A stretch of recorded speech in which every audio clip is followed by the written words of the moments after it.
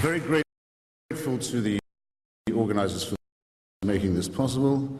I consider it a great distinction to stand on the podium at Baruch College, named for the great Bernard Baruch, who first in 1946 proposed that weapons of mass destruction be placed under international inspection and control. I'm grateful to the audience also for giving me the chance to revisit my misspent Trotskyist days, dishing out a leaflet in steaming heat on the street outside. It made me feel and look, I hope, much younger.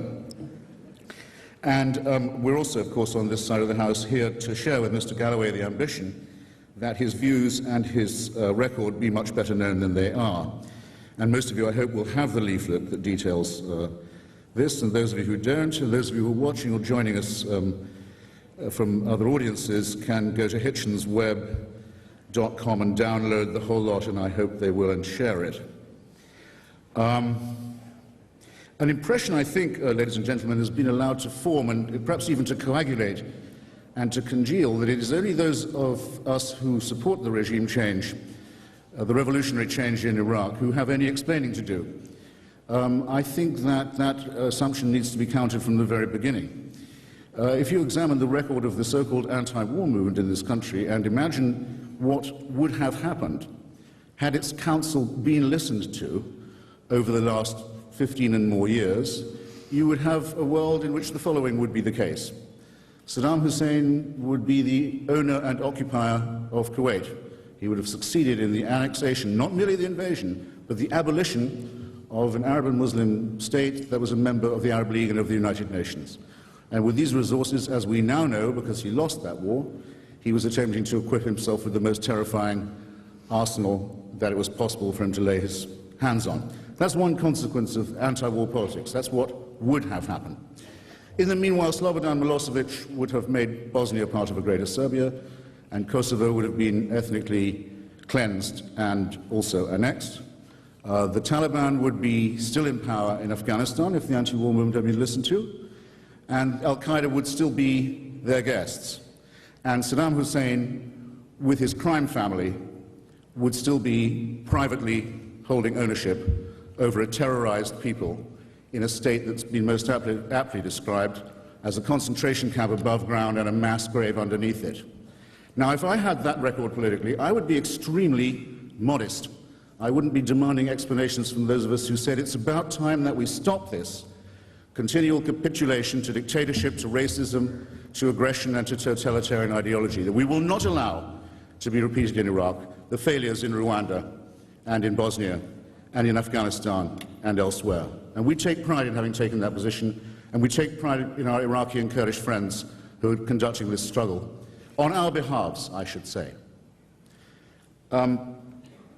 What did it mean to accept this responsibility? We knew it was a weighty one, and we knew it was a dangerous one. I will argue that the war was both just and necessary. I think one can separate perhaps the two concepts. Iraq had lost its sovereignty as far as a state can do under international law. There are 4 conditions under which a state may be deemed or said to have sacrificed its sovereignty. These are if it participates in regular aggressions against neighboring states or occupations of their territory, if it violates all the letter and spirit of the terms of the Non-Proliferation Treaty, and in other words, fools around promiscuously with the illegal acquisition of weapons of mass destruction.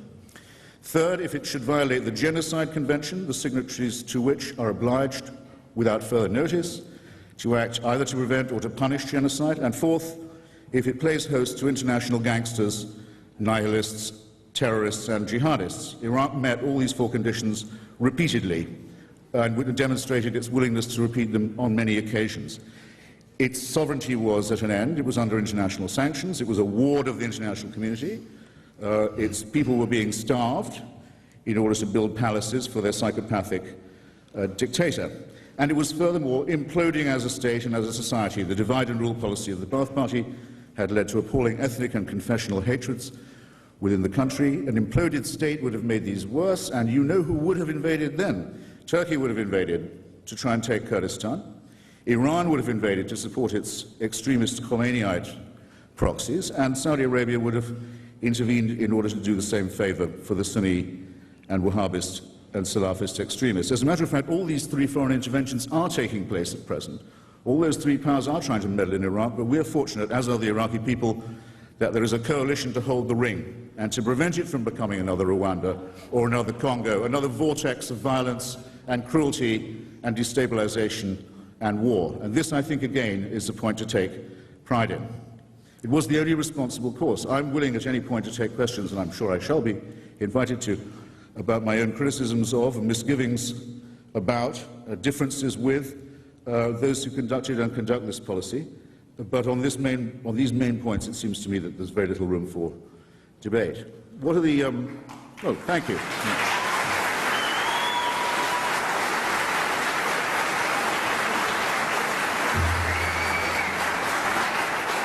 Now, we know, and we make no secret of the extraordinary difficulties that have attended this I think, very noble and risky and worthwhile enterprise. All of you will know, all of you will have seen some of the abysmal consequences of this. But you have, I think, the responsibility of imagining what the alternative would be. I am simply going to say what I think the positive reasons are, the positive consequences are. And I hope someone will be showing me the time, Amy, just so I don't trespass on my own argument or the patience of the comrades. Who's going to be showing me the time?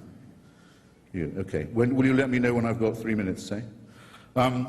Positive results, ladies and gentlemen, brothers and sisters. A man who planned and ordered and supervised and took delight in a genocide and torture and aggression and the occupation of 2 neighboring states and the massacres of their people is in jail now and will follow Slobodan Milosevic and Augusto Pinochet into the dock quite soon. I know there are some people here who don't take delight in this, but I will say that I do, that it's a long overdue justice, a long overdue act of justice and mercy. A constitution, a federal democratic constitution, is being debated now as we speak with the printing of 5 million copies of a provisional document, debated on 6 television channels, 6, and perhaps as many as 100 newspapers, in a country where 3 years ago it was death, not just for you but for your family, to possess a satellite dish or to attempt to distribute a leaflet. Death for you and your family, and not a quick one either. Does anyone not agree that this is a night and day difference? I invite them to say if they don't. The largest stateless minority in the Middle East, the people of Kurdistan, in other words, who have suffered many years of oppression and exile and occupation in Syria, in Iraq, in Iran, and in Lebanon and in Turkey, have begun to scramble, so to say, to their feet to assume something like their full height as a people. Even before the intervention, they were producing an autonomy, a democracy, a self-determination of their own in the provinces of northern Iraq, which, when I saw them last, were a landscape of desolation and depravity. You could still smell the poison gas, you could still smell the mass graves, the ruined cities, the burned hillsides, the women who had chemical burns that still burn after years. Out of this, the Kurds have begun to build and help other Iraqis build when they could have been chauvinistic. They could have been xenophobic. They could have said, enough with Iraq. We're through with it. We're leaving. Instead, accepted their internationalist responsibilities. President Talabani, it seems to me, is a president of whom any country in the region could be proud, and not just by the sort of comparisons one could make. This is an extraordinary, unarguable, unambiguous gain. The disarmament of Libya, the capitulation of Colonel Gaddafi, his abandonment of his covert arsenal of weapons of mass destruction, and the walking back of the evidence that he gave us, because we all have it now, thank you, sir, in Oak Ridge, Tennessee, which I think is the right place for it, on analysis was able to disclose to us that the provenance of much of this illegal weaponry was the AQ Khan network in Pakistan, a kind of Walmart for WMD, nukes are us, with a line stretching all the way from North Korea to the Iraqi envoys who, in March 2003, as the coalition was preparing to intervene, were negotiating in Damascus with the envoys of Kim Jong-il to buy North Korean missiles off the shelf. And people say Iraq and WMD can't be mentioned in the same breath. Now, not everything about this can be attributed to the intervention, but it's noticeable, I think, that Colonel Gaddafi did not, when he wanted to capitulate, go to Mr. Kofi Annan, for example, or that great statesman, Mr. Jacques Chirac, a man so corrupt, as said of Mr. D'Alembert, I think, in Sentimental Education, so corrupt he would willingly have paid for the pleasure of selling himself. Nor to Gerhard Schroeder, the rump figure of what was once a proud German social democracy. No, he came to Mr. Blair and to Mr. Bush and says, I'm out of this game now, and you can analyze everything I've got. That's not nothing, ladies and gentlemen, and it's a step towards disarmament and non-proliferation into the bargain.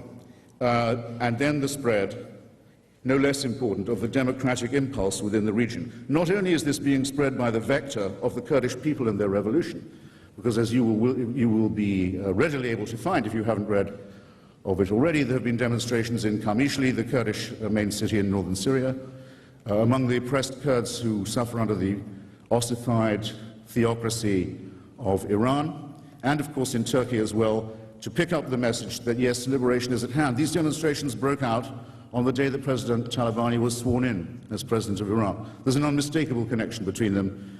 We who have been friends of the Kurds are very proud of their achievement, and we intend to stand by them no matter what.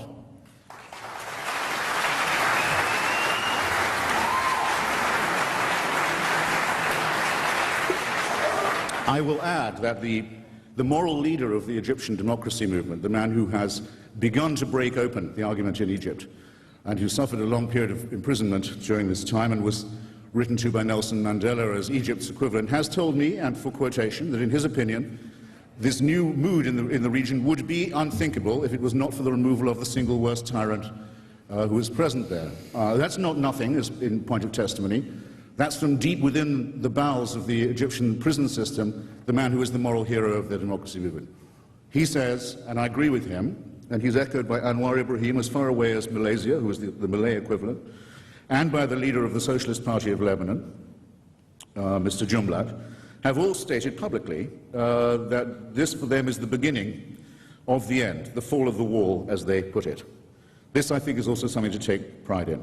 Now, I could have said this in front of any audience and against any antagonist, but in my last 2 minutes, I will have to say that I believe it is a disgrace that a member of the British House of Commons should go before the United States Senate subcommittee and not testify, but decline to testify, and to insult all those who try to ask him questions with the most vile and cheap gutter snipe abuse. I think that's a disgrace.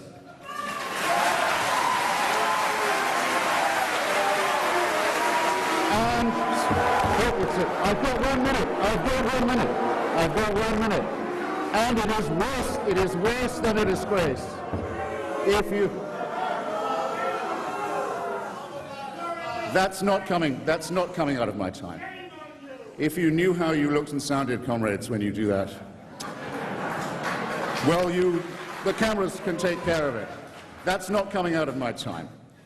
It is not just a disgrace, it is a crime that Mr. Gaddafi has profited from the theft of money from the Iraqi oil for food program, has told continuous lies about his profiteering from it and the foul associates that he made, at a time when Iraqi children were dying, and 11 billion from this program, 11 billion, went to the murderer and criminal and sadist and fanatic Saddam Hussein.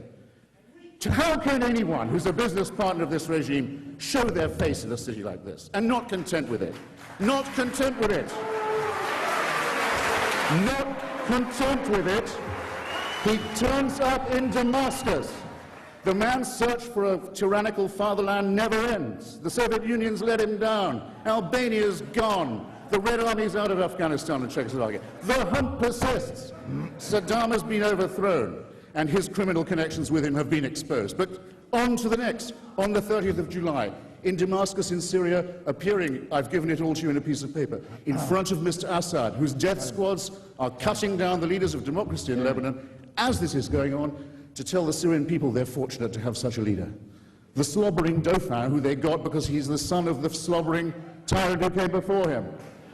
How anyone with a tincture of socialist principle can act or speak in this way is beyond me, and I hope, ladies and gentlemen, far beyond you and far beneath your contempt. Thank you.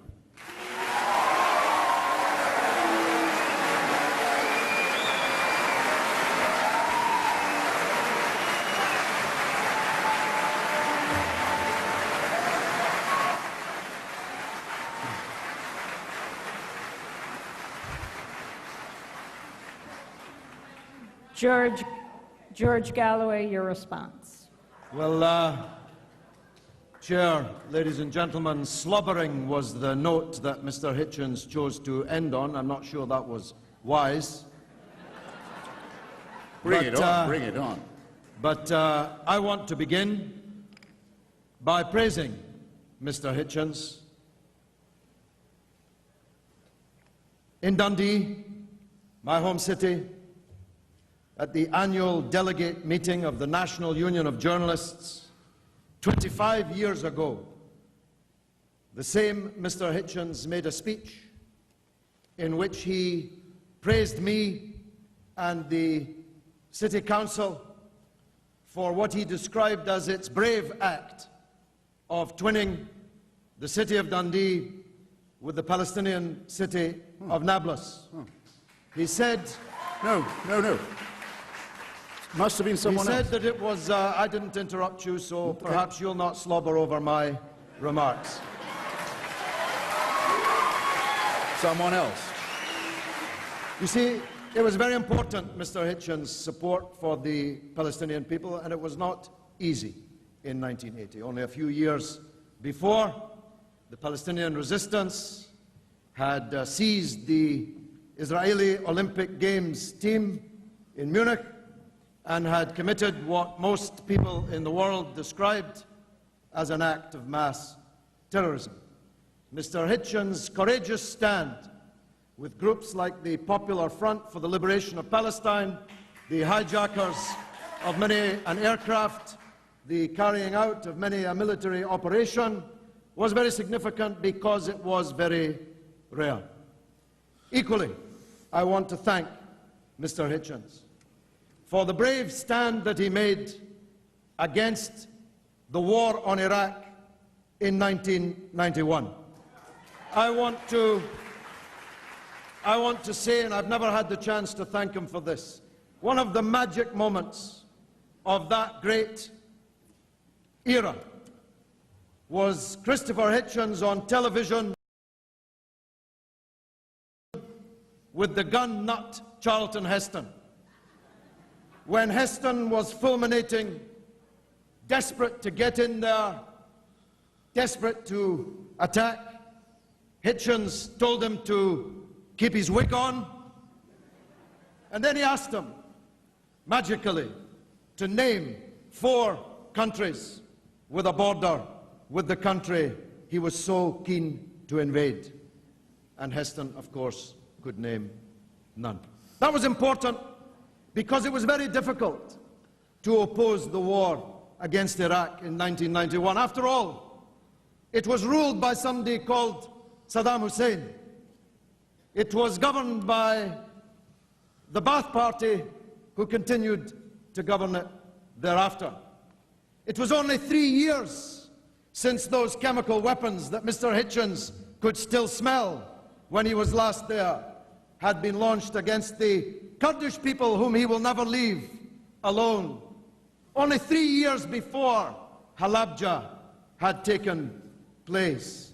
And of course, perhaps most significantly of all, it was difficult to oppose that attack on Iraq in 1991 because Iraq had invaded and abolished, to quote him a few minutes ago, a member state of the Arab League of the United Nations, a Muslim Arab country. Notwithstanding all of these things, Mr. Hitchens bravely, fanatically, you may say, stood against the idea of President George Bush invading Iraq in 1991. What you have witnessed since is something unique in natural history. The first ever metamorphosis from a butterfly back into a slug. Not bad. And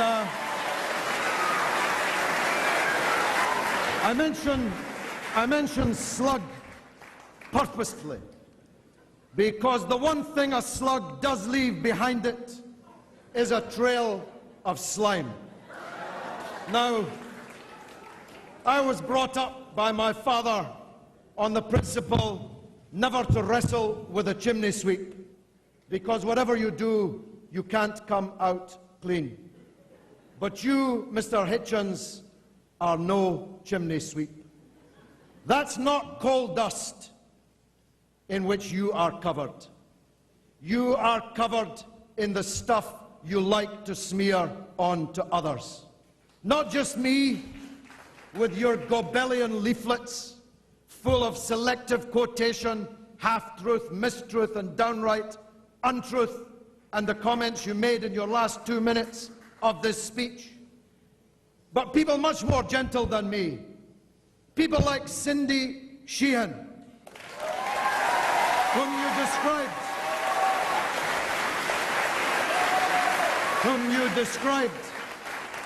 you described as a sob sister, as a flake, as a LaRouche, a woman who gave the life of her son for the war that you have come here to glory in. People like Mr. Hitchens are ready to fight to the last drop of other people's blood, and it's utterly contemptible, utterly and completely contemptible. Now, Hitchens makes much, and I know that he will in his next segment, so I shall, to coin a phrase, preempt it, of the nature and character of those resisting the foreign invasion and occupation in Iraq. I spoke last night in Boston, in a hall where many of the leaders of the great American Revolution stood and spoke. My favourite member of the British Parliament has a statue. It's the first one you meet as you walk in St. Stephen's entry. It is a statue of Charles James Fox. He was expelled twice from Parliament for supporting the American Revolution and supporting the French Revolution. Now, some might say Fox was wrong supporting the anti-colonial struggle of the American people. After all, some might say, better be careful what you wish for, Charlie. Maybe one day that independent free country you're supporting the birth of will be ruled by crazed fundamentalists like Pat Robertson and George W. Bush and Dick Cheney and Michael Ashcroft. They might have said, be careful, Charlie. If this country becomes free, it might one day not even be able to pick up the dead bodies in one of its most important cities a week after they've lain there. Such is the malevolence and incompetence of the government which will rule it. But Fox would have said no. Fox would have said no. He would have said the American people have a right to be free. Who they choose to rule them is a matter for them. Let them make their mistakes. Let them have their own politics. My country has no right to occupy them any further. Now, I am of Irish background myself. When the Irish people rose in 1916 for their freedom to strike one of the first decisive blows against the British Empire, on which the sun never set, because God would never trust the English in the dark. When the Irish people rose, the Hitchens of those days in Bloomsbury, in the salons, denounced the Irish rebels as priest-ridden, bog-trotting, Celtic, Gaelic obscurantists to whom they would never issue from Bloomsbury a certificate of approval. But the only certificate of approval that mattered was the one issued by the Irish people, not the liberals in London who refused to endorse it. My point is this. For us in the United States and the United Kingdom, there is only one big question. Mr. Bush actually framed it for us. Are you with the foreign occupation of Iraq, or are you with the right of the Iraqi people to be free and to resist the foreign armies who have violently invaded them? And that's why that cheap demagoguery by Hitchens at the beginning of this debate got the risible response that it did from this audience. Because he wants you to make a minute's silence for the 145 today, but he can't bring himself to mention the massacre in Tal Afar over the last 4 days in Iraq. He doesn't want to know about the massacre in Fallujah when the American armed forces, brick by brick, destroyed a city and massacred thousands of people. Now this debate, as Amy Goodman said, is taking place at a very important time on a very important subject. This war in which he glories. Although how I wish he'd put on a tin hat and pick up a gun and go and fight himself. How I wish to see that sight. This war in which he glories has cost the lives, according to those well-known Saddamist fronts, the Lancet and Johns Hopkins University, well in excess of 100,000 people's lives, and hundreds of thousands more have been maimed and wounded. And it was all for a pack of lies. There were no weapons of mass destruction. There was no link between Iraq and Al-Qaeda. There was no link between Iraq and the atrocities on the 9th of September, on the 9/11 here in the United States. There was no welcome for the foreign armies that invaded Iraq. Hitchens said they would be greeted by flowers, but there are 2,000 young American boys lying in the ground now, testimony to the fact that they were welcomed by something else. And thousands more wounded, maimed, many of them in wheelchairs for the rest of their lives, testament to the folly of Hitchens and Bush and Cheney and the rest of the neocon gang that dragged your country into this disaster. The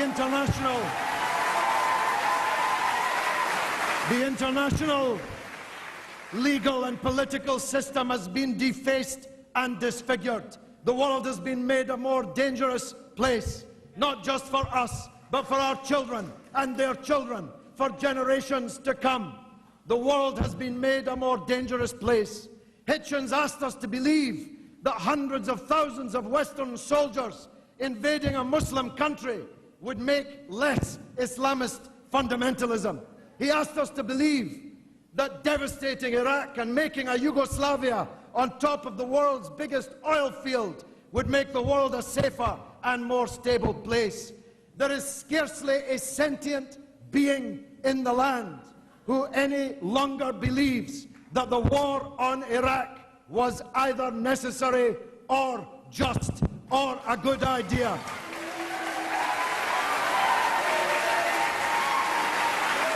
Now,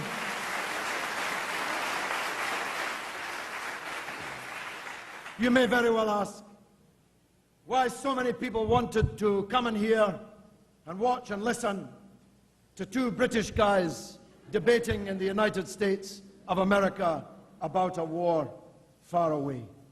I think the reason is this. Our two countries are the biggest rogue states in the world today. And it is therefore vitally important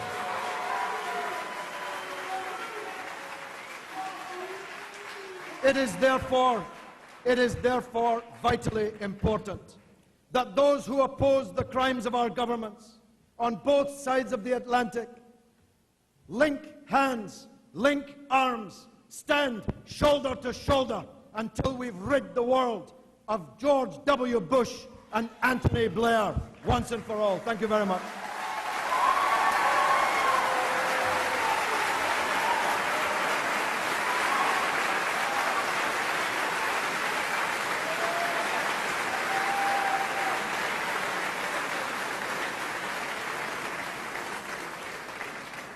Christopher Hitchens, 10 minutes. Well, I think I can say that it's a sort of a pleasure to be insulted by Mr. Galloway under any of my identities. I've never made a speech at a journalists' conference in Dundee, for example. I don't know who does Mr. Galloway's research, though I think I can guess. Eamon McCann, he said it on radio in New York on Saturday. Eamon McCann, remember him? I remember Eamon McCann very well. By the way, he gives me the opportunity to say that I've been a lifelong supporter of the reunification of Ireland, and with Edward Said in the early years of the Intifada, as early as '86, published a book which you can still get from New Left Books, Verso, called Blaming the Victims, about the struggle for the full establishment of Palestinian rights. And yes, it's true that I was an opponent of the last Gulf War. I don't know why anyone thought that to make such a point was a point against me. I dare say I might not have been invited here in this Battle of the Titans if it wasn't tolerably well known that I think I was probably mistaken on that occasion. If you can assimilate a point as simple as that, ladies and gentlemen, which I dare say you can, for I shan't insult you, then I think you'll have to notice something about what Mr. Galloway just said and the rhetorical, I won't say trick, I would say squalid maneuver that underlies it. To hear him speak, you would think, would you not, that he was a pacifist, that he defines himself as anti-war. Now, how can this be said in good conscience by someone who has just, standing by the side of the dictator of Syria on the 30th of July, referred to the 154 heroic operations conducted in Iraq by the so-called resistance, a resistance that's run, as we know, by a senior bin Ladenist and by many of the former secret police of the Ba'athist regime? How can someone say they're anti-war and they care about casualties, that they praise 154 operations a day? 145. I ask you. 145. He's coming down a bit. No, that's what it says in your leaflet. It's not that many. It says 145 in your leaflet. Let me remind you of what some of those operations were. The blowing up by military-grade explosives of the headquarters of the United Nations in Baghdad a few months after the intervention, as it was being tenanted by Sergio de Mello, one of the great international civil servants of our time, who was fresh from, Amy knows more about this than I, but fresh from his role in the very belated supervision of the independence of East Timor from Indonesia and the holding of a free election in East Timor. And the jihadists who murdered him put out a communique saying, we have today put an end to the life of this disgusting man because he freed Timor from Muslim Holy Land in Indonesia. These people are not pacifists, ladies and gentlemen, nor are they anti-imperialists. If you haven't noticed, they call for the restoration of a lost empire, the caliphate, and the imposition of Sharia law on all non-believers within its borders. That's not pacifism. That's not anti-imperialism. And to praise the people who do this,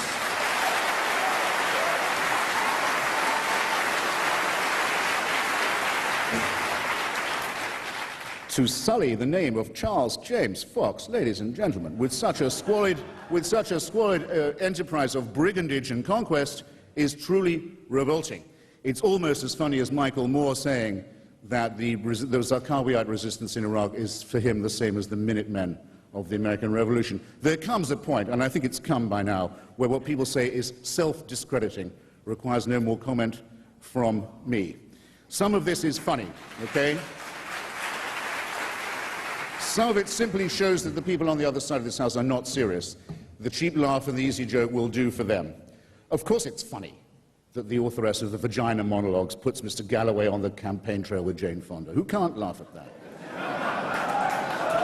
I know a number of women who can't wait, people who used to know Mr. Galloway, to hear a woman talk back to him in any way at all. But the seriousness of it can't be concealed. Now, among the people killed by these heroic operations in Iraq, some of them run from Syria and paid for by the human toothbrush and slobbering Dauphin Assad, Mr. Galloway's new pal. Among the victims of these operations was specialist Casey Sheehan, who was trying to clean up the festering slum of what had once been called Saddam City and was now known to us as Sada City, where the water supply is coming back on. It's taking a while because people keep blowing it up, but it's coming back on. Now, I will put a simple moral proposition to you and see if I've phrased it aright. Is it not rather revolting to appear in Damascus by the side of Assad and to praise the people who killed Casey Sheehan, and then to come to America and appeal to the emotions of his mother?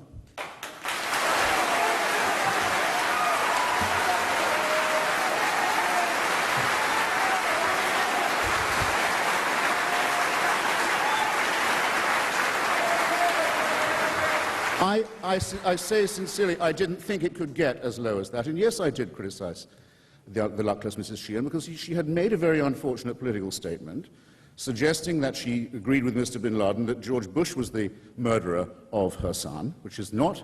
The son, you exculpate the murderer, you exculpate the killers, right there. They didn't kill him. Shame on you. Shame on you for saying that. Now, she had made an unfortunate statement, which I called her on, and she denied having made it, which was a false claim. And she said that someone else had magically inserted it into her email, which was a claim equally found to be false. All of these claims, ladies and gentlemen, can be found to be false by a moment's checking, if you really believe the crazed fabrication of the figures of 100,000 deaths in Iraq. And if you think that only people who die in Iraq, but the only deaths caused in Iraq are by coalition forces, if you're willing to believe any or all of that, you can simply go to my colleague Fred Kaplan's space on slate.com. He's a very stern and strong critic of the war, a great opponent of mine. We've had quite a quarrel about it. He's a great writer about science and other matters. It's a simple matter to show this is politicized hackwork of the worst kind. The statistics in that case have been conclusively and absolutely shown to be false. And I invite anyone to check it.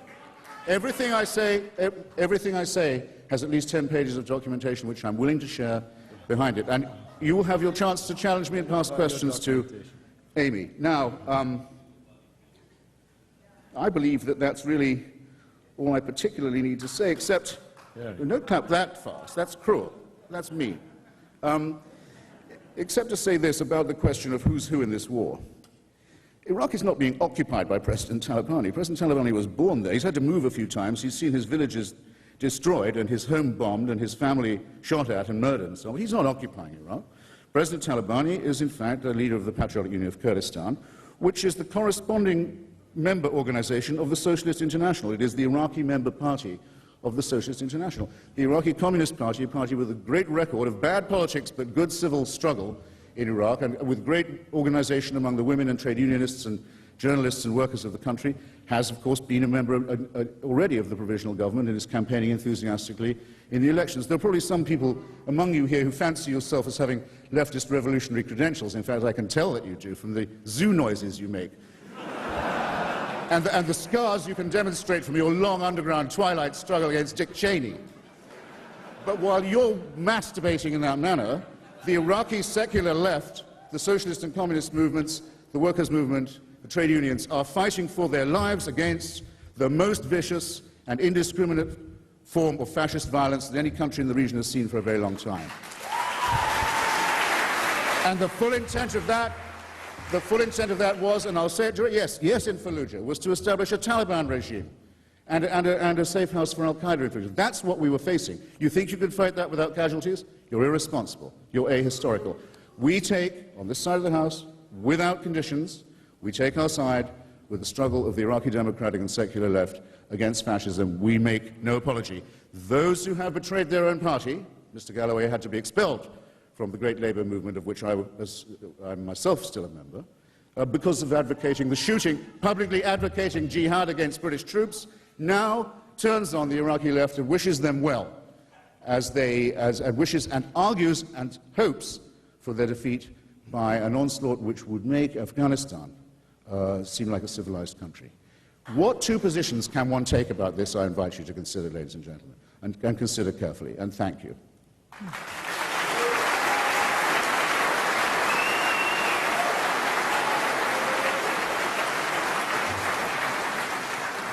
I wanted to see if we could get some windscreens on the microphones here. But failing that, if you could just lower your microphone, Mr. Galloway, so that you don't speak right into it. Great. 10 minutes, George Galloway. Crazed fabrications, Johns Hopkins University, and The Lancet, the journal of the British Medical Association, check it are out. engaged in crazed fabrications. Politicized fabrication. Isn't that, no, crazed fabrications, you said. Both. Isn't crazed, well, is there anybody really in this hall who believes that really? We don't know what you're supposed to believe yet. You think that the academics from one of the world's finest universities in your own country are crazed fabricators? You think that the Lancet, the journal of the British Medical Association, are crazed fabricators? I mean, how far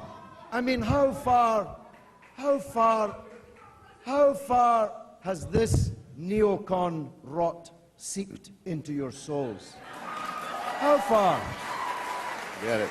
Now, I'm going to have to deal with this hypocrite Hitchens.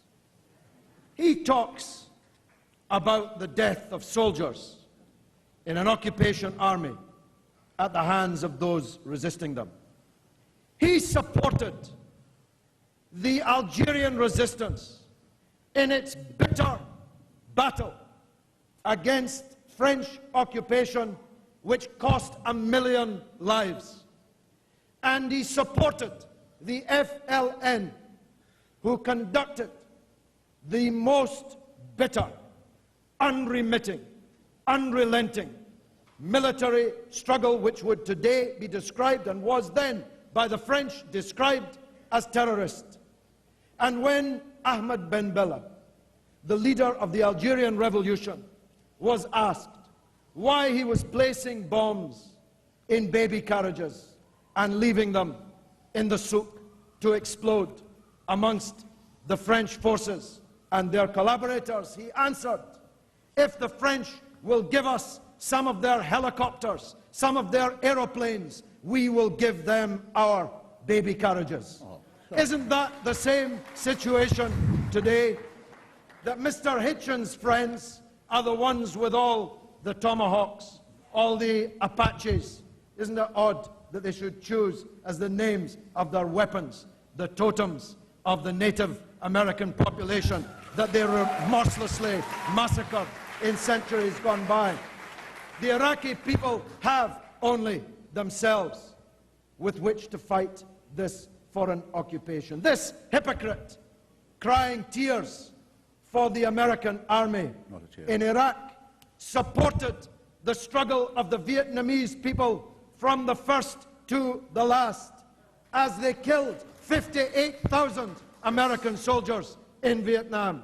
He opposed the American war in Vietnam and supported those fighting against it.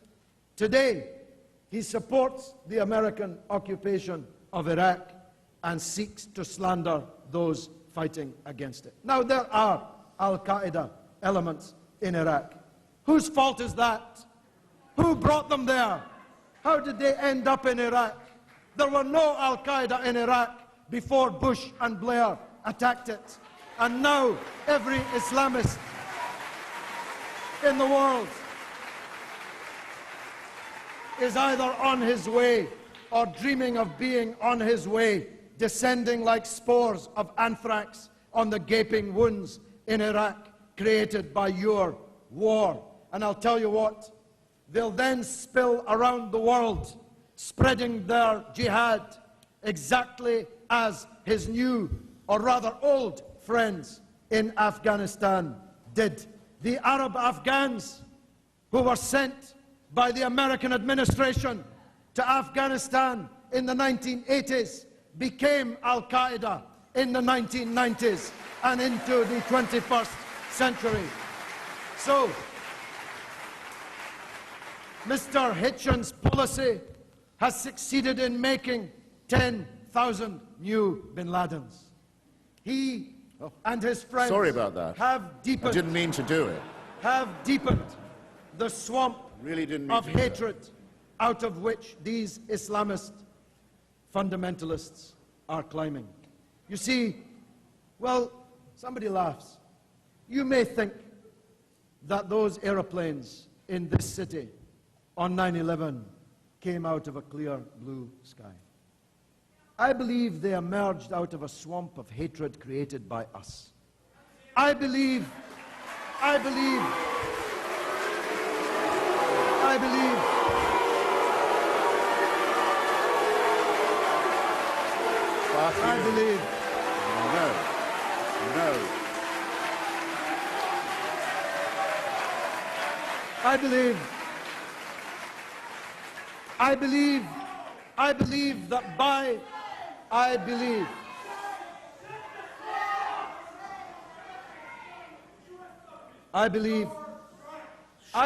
Please. I believe Be quiet. that by their unending, bottomless, and total support for General Sharon's crimes against the Palestinian people, the United States. Now, I don't think your new friends are quite as keen on the Palestinians as you once were, Christopher.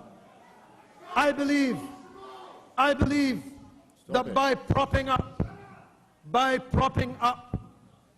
the puppet presidents and the corrupt kings who rule the Muslim world almost without exception from one end to the other, Western policy has created this swamp of hatred against us. And it won't matter.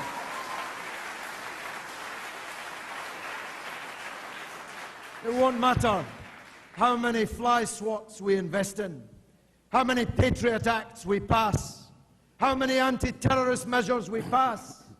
If you live beside a swamp, no amount of fly swats will protect you from the monsters who will come out of that swamp. We have to drain that swamp by stopping that support for Sharon's Israel, his apartheid wall, his crimes against the Palestinian people.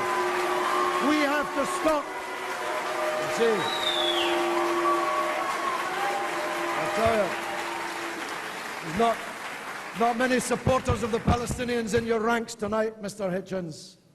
I think unless we stop propping up these dictators in the Muslim world, none of whom would last 5 minutes if it were not for the military, political and financial support of countries like yours and mine, unless we stop invading and occupying Arab and Muslim countries, then we will be forced to endure the atrocities that took place in New York on 9/11 and in London on 7/7 over and over again. So if I can't reach your heart, let me at least reach your head in your own interests, Try the wallet. in America's own interests. Reverse your policy towards Israel and Palestine. Reverse your policy towards dictators in the Muslim world. Reverse your policy towards war and occupation, and we can all be safer.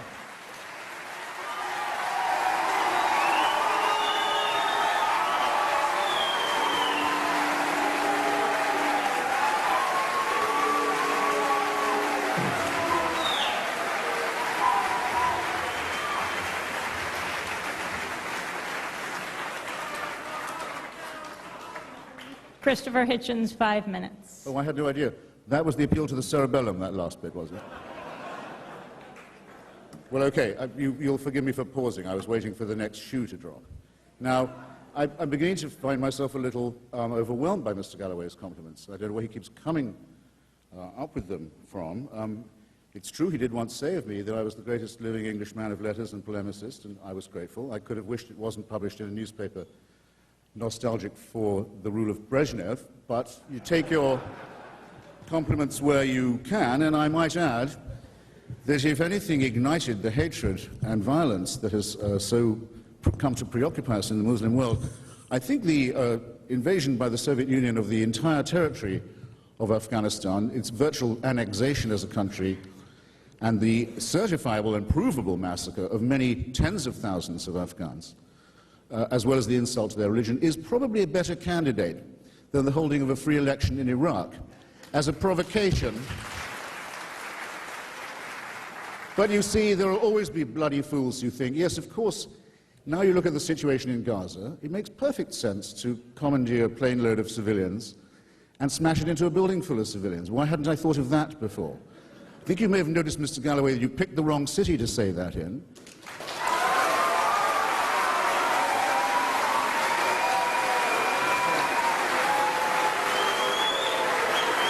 And arguably the wrong month as well, because some of us are still mourning. Some of us are still mourning. Please. Some of us are still mourning, among other things, the very large number of Americans of all faiths, including very many Arabs and Muslims, who were killed in that disgusting atrocity. And when you say, if we don't mend our ways, this will happen to us again, if you weren't an ally of Saddam Hussein and Bashar al-Assad, if you had not been an ally of the preachers of hatred and subversion in the region, how dare you say the United States supports the Assad regime in Syria? You say that I have no brief for the Bush administration in this, but it seems to me bizarre that someone should say, fresh from the podium with Bashar al-Assad, that the United States supports all the dictators in the region. What is this? We have, in concert, for once I must say, with the French, succeeded in gaining some part of the recovery of the autonomy of Lebanon, which was under a most corrupt and brutal and illegal Syrian occupation. And the leader of the Lebanon Socialist Party, whose father was murdered by Assad, and the leader of the Lebanese Communist Party, whose father was murdered last month by this Assad, and all others hailed it as a liberation. And you say it's like the French taking over Algeria. This is piffle, sinister piffle. The French claim in Algeria was that Algeria was part of France, Algérie française. We do not say Iraq américain, Iraq anglais. We don't, let alone Écossais, which it might be if the certain numbers of... no, I shall block that metaphor, excuse me. I came very close there. It's also, I think, a bit much to be told that these Al-Qaeda chaps, these killers and sadists and nihilists and producers of indiscriminate explosions, wouldn't be this way if we weren't so mean to them. Now, it's true some of them, Mr. Zarqawi, their leader, of course, the bin Ladenist leader, was in Iraq before, and was well known to have been in Iraq under the rule of Saddam Hussein, and I can tell you that no one gets in and out of Iraq at that level without the president knowing. And it's also true that a group affiliated with him, the Ansar al-Islam, a fundamentalist group, thought that its main job was to kill the Kurdish leadership in northern Iraq, the elected leadership, which is a strange target, I think, for a holy war. And it's also true that some of them came to Iraq after we threw them out of Afghanistan. Well, that's easy then. Leave them in control of Afghanistan. Don't mess around with these people. Don't make them angry. Don't make them mean. It's your fault. Now, this is masochism, but it's being offered to you by sadists. Okay?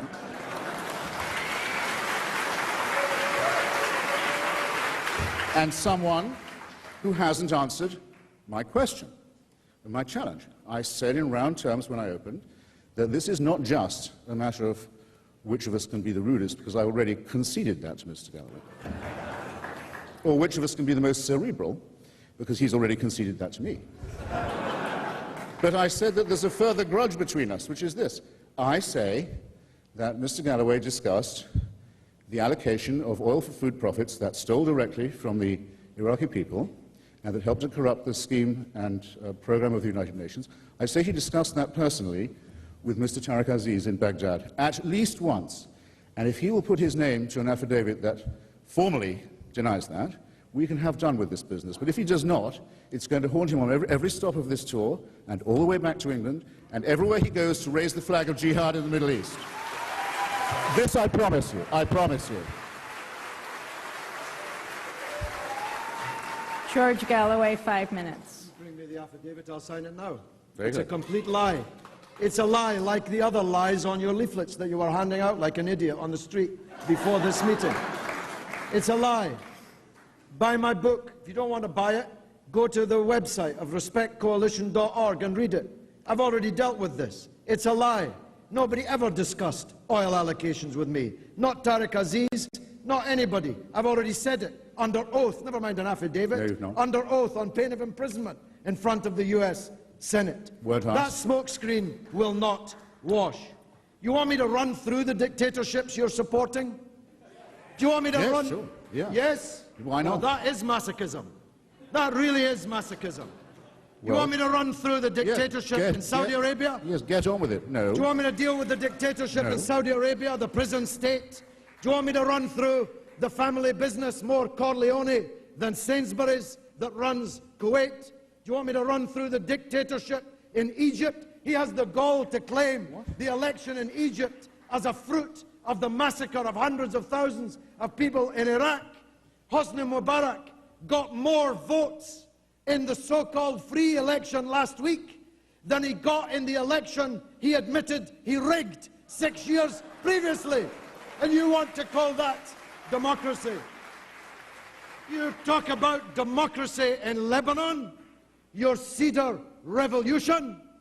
It wasn't democracy they were demanding in the square of the Cedar Revolution.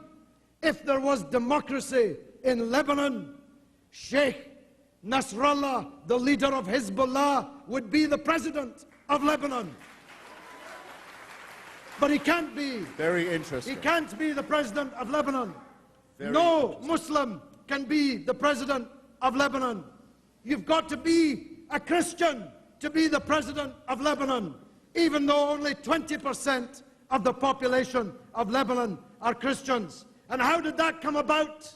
Because the United States Marines waded ashore in Beirut in 1958 to impose that constitution on the people of Lebanon. You have the gall to talk about dictatorship and democracy, Mr. Hitchens.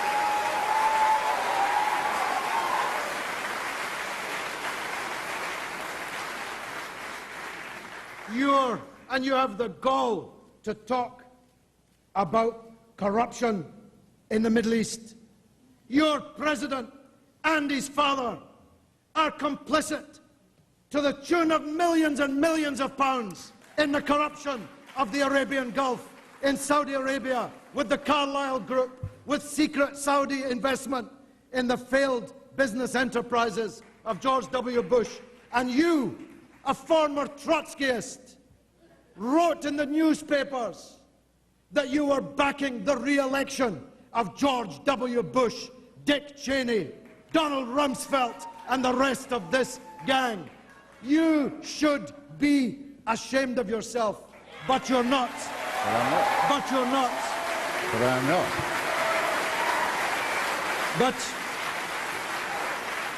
But you're not ashamed of yourself at all. It's true, I praised you. You were a butterfly. You're now a slug. You did right like an angel, but you're now working for the devil. And damn you and all your works.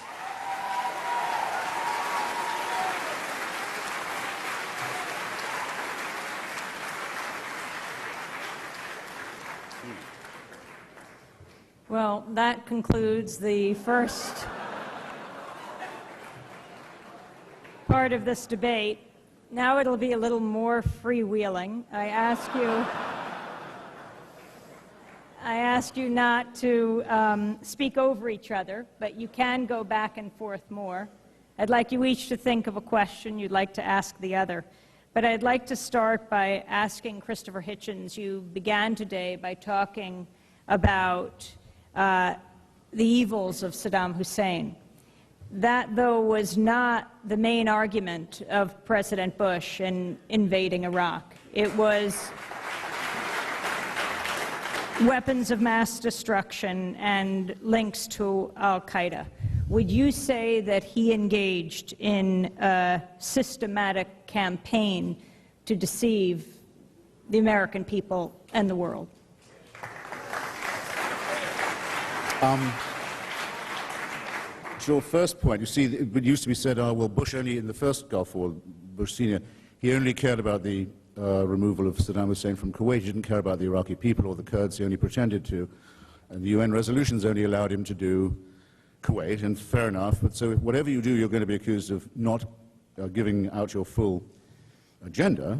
So I don't feel myself particularly wrung by that point. In his address to the United Nations, in fact, the first address on the subject, the President did mention a full menu, as you might say, of indictment against Iraq, which included, or I should say, rather the Ba'athist dictatorship, which included its record of genocide, its proven record of deception about weapons of mass destruction, its links with terrorism, and its violation of all the UN resolutions governing these things. I have written that I think both Mr. Blair and Mr. Bush insulted not just their own electorates, but everyone in the world, by preferring to, shall we say, frighten people, preferring to frighten them than to educate or enlighten them. And I've written that repeatedly, and I believe it very much. I think a good cause has been gravely disfigured by that, by those political deformities. But if you will allow me to say so, Amy, just as I am not personally responsible for creating 100,000 al-Qaeda fighters, nor am I here as someone who can answer questions on behalf of the Bush administration, rather to the contrary. It's a single-issue question with me. I think that the President was right to do what the previous President and Vice President, Mr. Clinton and Mr. Gore, had only promised to do, and what the United States Senate had only voted to do, which was to move Iraq into the post-Saddam Hussein era. All that was decided and repeatedly promised by the preceding administration and by the US Senate when George Bush was still a provincial governor of Texas. So I don't think this is a subject that can be changed just by saying Dick Cheney and knowing that there are enough morons who will always boo when you say that. But you see, I've become a touch alarmed in the last moments or so. I'm not certain that the plain meaning of words as uttered by me is being understood by the audience, because if they understood me to say that I favored the royal family of Saudi Arabia at any point, I apologize. I'm sure I didn't say that. And I don't think anything I said could be construed to mean it. When I said I supported Syed ad-Din Ibrahim, the moral leader of the Egyptian opposition who was in Mubarak's jail, I don't believe I gave an endorsement of Mr. Mubarak. But Mr. Galloway appears to think that anything will do here, and beneath each gutter, there's another gutter gurgling away underneath. But I would rather to debate this question on its, so to say, merits and demerits. Now, just on this point of weaponry. If you have, as you do have in the case of Saddam Hussein's Iraq, a regime that has used chemical and biological weapons against some of its own inhabitants in Khorasan, against Iran, several times, that has run an elaborate method of concealment that offered Mr. Tariq Aziz, Mr. Galloway's best friend, I think he told the Senate, Senate subcommittee, I think he said best friend or very close friend, man he's met 12 times, spent Christmas with. Mr. Tariq Aziz has offered, and I have an affidavit on this, and we will get one from Mr. Galloway too, and put the two together. The UN Chief Inspector for Iraq was offered $2 million in Tariq Aziz's office face-to-face to change his inspections. We knew that dummy sites were run up for UN fools to inspect, and we know that material was buried and moved, and we know that scientists were terrorized and told that their families would be lavishly killed if they cooperated with any inspection. On this knowledge, of which I'm sorry to say I am the prisoner, I cannot not know this. Any more than I can not know that Saddam was trying to buy weapons off the shelf from North Korea. On the basis of this establishable, provable knowledge, who is going to say, well, let's give Saddam Hussein the benefit of the doubt if he says he's not fooling around with weapons now? What responsible leader of any democracy could face his people later if that bet turned out to be wrong? And say, well, I had every reason to think he was on the level. Come on, get real, be serious on this. And your response to Colin Powell saying that his UN speech was a stain on his record? Your response to Colin Powell saying that his UN speech, making the case of weapons of mass destruction, was a stain on his record? Just a minute response, if you would. I don't give a damn what Colin Powell thinks about anything. I never have, and I never will. I think I've noticed that having been for a long time the most overrated public figure in the United States, he's running for the nomination to most overrated man in the world, but I don't really care.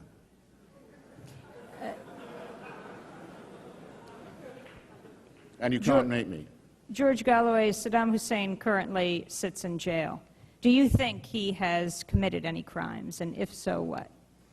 Saddam Hussein committed real and serious crimes against the people of Iraq. Most of them in the 1980s, when he was the closest friend of the United States and Great Britain.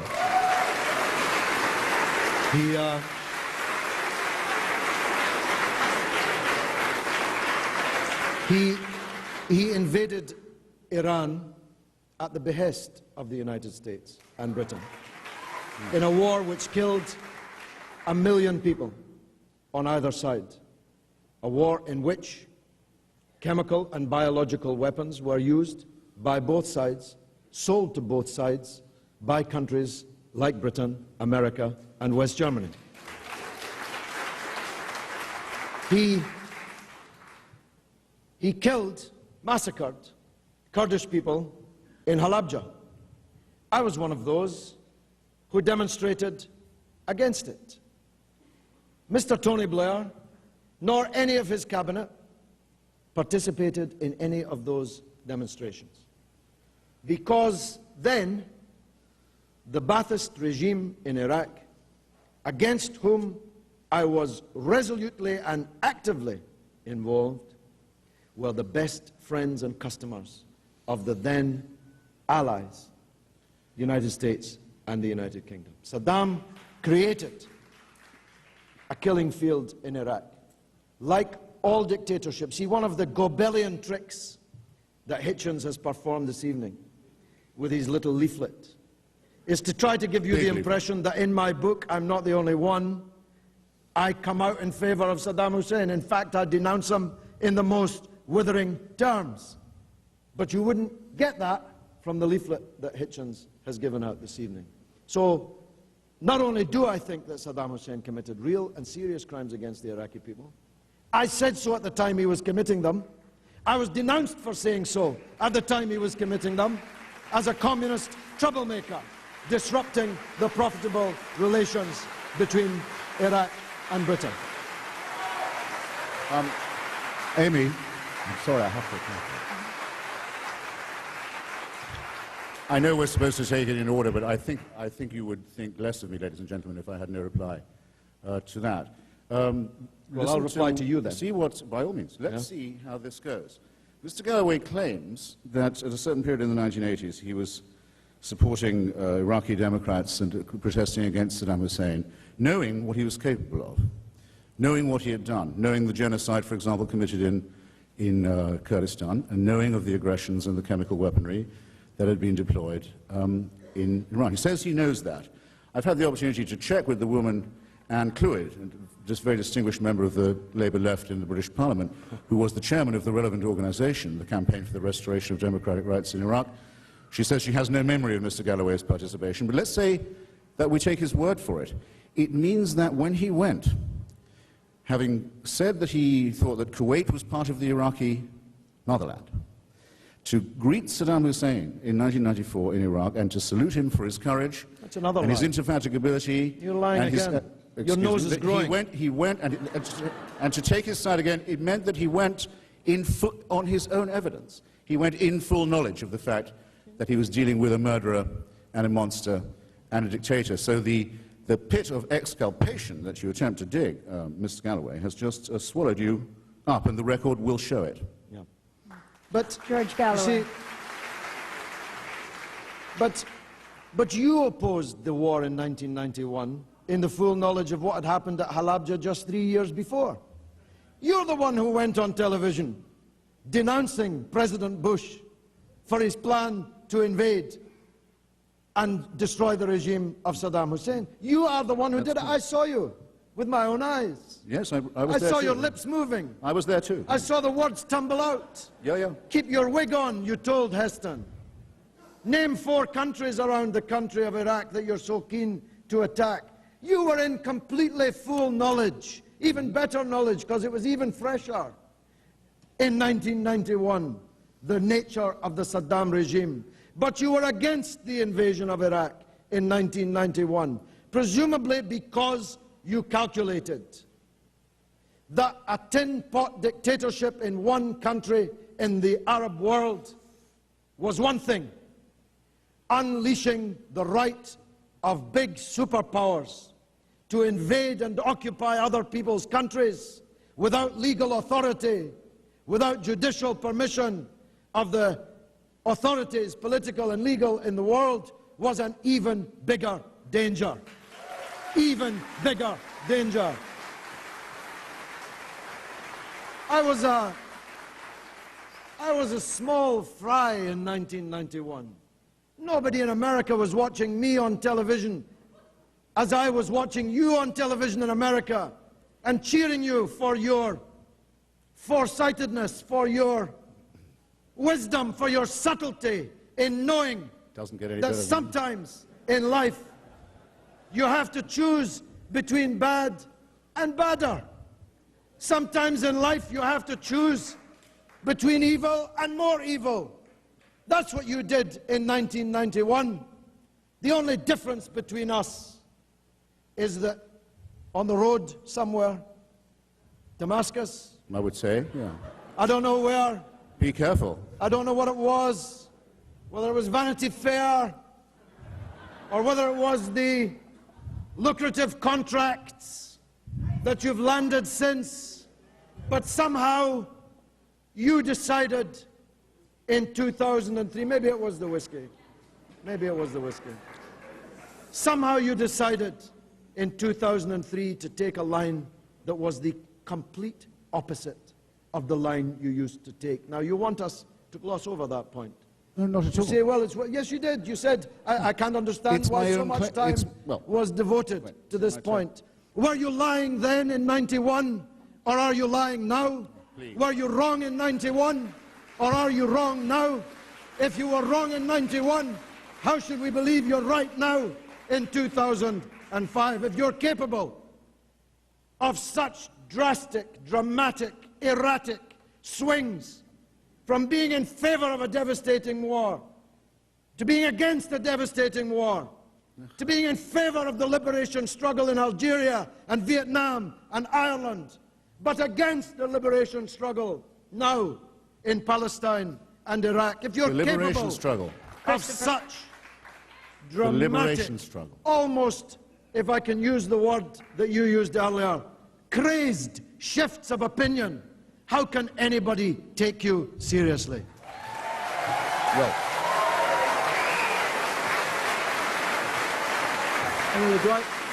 do I get a question, Amy? Again, Christopher Hitchens. Again, I worry about the plain meaning of words. I believe I said earlier that I held a different view at the time and have since changed it. My articles and statements against the war and my reports from Iraq and its neighbors at the time are all available in a book published by Verso. It's called, this one is called For the Sake of Argument. And I haven't repudiated them. It's that I no longer hold to them. I was unpersuaded in the following manner. I was unpersuaded I in the don't have following the manner. education to work that one out. I was unpersuaded in the following manner. I ended the war in northern Iraq, where I saw what the real consequences of Saddam Hussein's rule had been. I knew something about it, there's no question, but I wasn't prepared to be told by so many people that in their view, the American intervention had saved their lives and the lives of their families. And I hadn't got a clever anti-war argument to make to that point, and I began a process of re-examination of which I can't really say, or be expected to say, that I'm ashamed. You're right, I had some fun at the expense of Charlton Heston. I mean, I can remember it too. When I asked him what the neighboring countries were, he said Bahrain, which is, of course, an island. And it was all good sport, and I'm not ashamed of any of that either, but there comes a point when you've got to be a little more serious. Now, the fact is, there was no invasion by George Bush of Iraq, nor was there any UN mandate to do so. I'm talking about 1991. It wasn't an invasion of Iraq. It was an expulsion of Iraq from Kuwait by a coalition which included even Syria. Now, if Mr. Assad can change his mind on this, and I can, and many other people too, I suppose we have to congratulate you on being absolutely 100% consistent in your support for unmentionable thugs and criminals.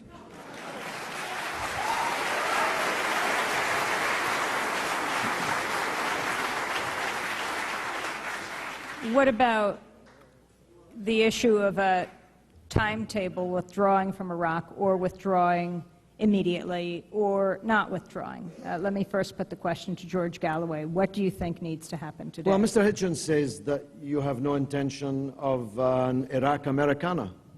Well, if it looks like a duck, walks like a duck, and quacks like a duck, the chances are it probably is a duck. And down on the ground in Iraq, it doesn't look much like the United States is planning to leave of their own volition. After all, they're building massive and what they hope to be permanent military bases to station their forces there. They have engineered a puppet regime which they intend to allow to be a kind of lipstick on the ugly face of their occupation, which will allow their corporate friends. Do I really need to mention them? Do I need to name them? Do I really need to? I mean, they've probably got supporters in the hall. Might as well. Christopher's new best friends, Bechtel and Halliburton, and all these robber barons, these vulture capitalists who are cutting Iraq like a shawarma, stealing the American people's money, stealing the Iraqi people's money. You think they're planning on going home anytime soon of their own volition? Think Halliburton intends to leave? Do you think their plans to force the privatization of all of Iraq's industries and services are because they intend to allow Iraq to be free? Do you think they're forcing of Iraqi farmers to buy patented seeds so that they'll be forever in debt to the agribusiness companies of the United States is because they intend to allow Iraq to be free? They intend, if they can, to have an Iraq Americana. But the Iraqis have decided otherwise. And that's what you can't stand. That's what you can't stand. You see, you slander the Iraqi resistance as being foreign fighters. I have to laugh at this term, foreign fighters. Yeah? Which part of Iraq is General Myers from?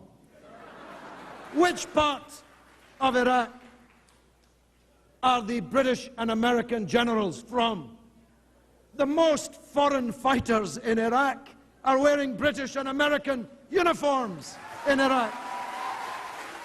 No. But the idea that the Iraqi resistance are foreigners or Islamist fundamentalists is denied now even by the testimony of the United States generals themselves. Hitchens is clinging to an argument which has even been abandoned by the United States generals themselves. Only 6%, according to the United States government, of prisoners taken from amongst the Iraqi resistance have been foreigners, if Arabs from neighboring Arab countries can be called foreigners by a government in the United States of America. That means that 94% of them are Iraqis. Now, you should know better. You see, we were told in Vietnam that if only the Red Chinese and the Soviet Union would stop meddling in Vietnam, there would be no Vietnamese resistance. They couldn't bear to concede that the Vietnamese people were prepared to fight them with their teeth, if necessary, to rid their country of foreign domination. They've told us in every single anti-colonial struggle that it was foreign interference. It was the Reds, or it's the Islamists from outside. If only we could extirpate them. Kerpow, the man in a turban with a beard in the Tora Bora, or his lieutenant, the Zarqawi, who it turns out actually fell out with bin Laden a very long time ago, according to the excellent rebuttal of Mr. Hitchens' 10 points by Professor Juan Cole of Michigan University, available on the internet to anyone who wants to read. a man even more cerebral than Christopher Hitchens. This slander of the Iraqi resistance is self-deluding. You're fooling yourselves if you believe it. Because if you believe it, you must believe that if only you could seal the borders a bit more, if only you could get rid of the foreign fighters, then everything would be rosy, everything would be hunky-dory. This is a level of self-delusion which borders, frankly, on the racist. The vast majority of the people of Iraq are against the American and British occupation of their country. Your own friend, Coburn, writing from Iraq recently, said so. The vast majority of Iraqis want this occupation to end. George. And the vast majority of those fighting to bring it to an end are Iraqis. Get used to it, get over it, understand it, or you're fooling yourselves. Here. Wow.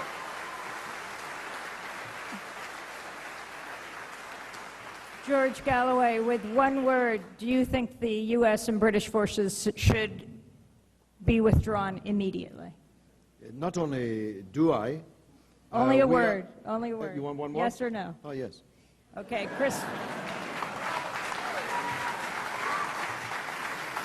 Christopher Hitchens, when do you think the U.S. troops should leave Iraq? I think I can be as precise, though perhaps not as terse, as Mr. Galloway on this point.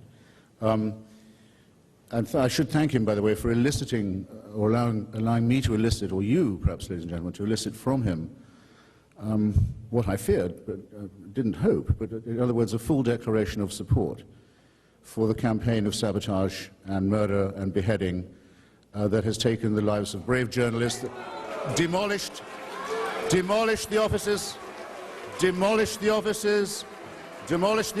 the United Nations, demolished the offices of the United Nations and the Red Cross in Baghdad, shot down senior clerics outside their places of worship, and continues as a campaign of mayhem to this day. Are there no depths to which you will not sink? You've fallen out of the gutter into the sewer. You might all care to remember. You've fallen out of the gutter into the sewer. You might all care to remember that you are being televised, ladies and gentlemen. I trust your mothers are not watching. You're shouting at me down so I can answer the question. You're unclear on the concept. I will proceed if I'm allowed to, but I'm just reminding you, you're on telly, okay? Just hope your friends and relatives aren't watching.